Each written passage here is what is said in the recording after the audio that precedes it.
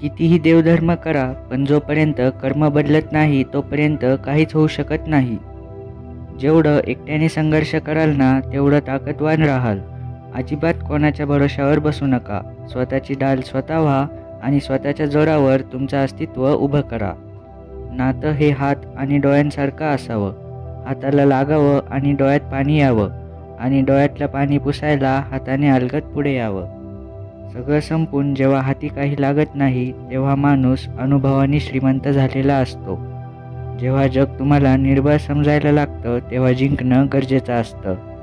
मैत्री करत असाल तर पाण्यासारखी निर्मळ करा.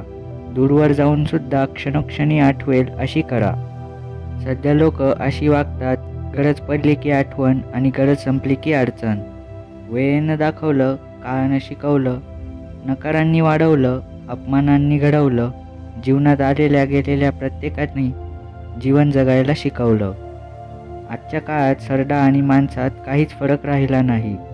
सरडा संकट आल्यावर रंग बदलतो आणि माणूस गरज संपल्यावर. प्रामाणिक माणसालाच आयुष्यात खूप परीक्षा द्याव्या लागतात.